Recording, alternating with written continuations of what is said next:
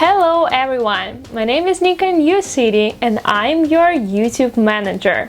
In the first video about how I built my business, I told how I decided to take this difficult step and how it all started. In today's video, I will tell you how I started putting my dream team together, which was formed for the most part randomly. I will also give you my recommendations on where you can find partners and employees with a loyal attitude towards you. But first, subscribe to the channel and put a like to help this video and me find viewers. And we begin. It turned out that I am a workaholic and I often don't think about delegating my duties, so I do everything by myself. Many of my ideas fail just because I did everything alone, and this is my first business where I decided to do otherwise.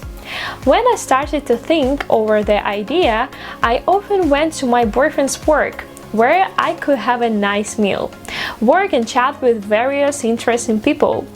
One of those people was Snezhanna. You can call her Snow. Snow was friends with my boyfriend and she wanted to be friends with me as well. In addition to friendship, she offered her candidacy as an employee. She just said, "I don't know what you do, but I want to work with you." It was weird and unpredictable because I didn't think that I could look like a person who would give someone a job. However, I thought about it and decided to agree, and to be honest, it was one of the most significant decisions. I even did a little survey for her to get to know her better. It was important to me that our views are similar. After that, I asked her to take a psychological test, which as a rule always honestly shows how best to interact with certain types of personality.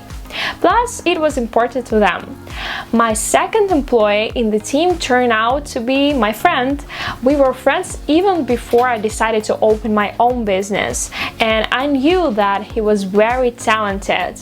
He only agreed to work with me because he liked my idea and believed in me. Based on my experience, I can say that the first people who you start working with, especially if it's a startup, should be loyal. Who are loyal people?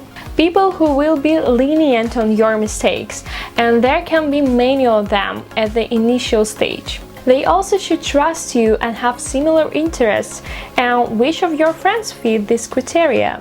If you don't want to work with friends, ask them. They probably know those who will suit you and want to work with you. Don't know who to ask? Use social networks. Write a post about the fact that you are recruiting a team for an interesting and promising project. Use all possible channels to get this cry for help heard. Instagram post, stories, Facebook post, whatever. I'm sure there will be people who want to help you.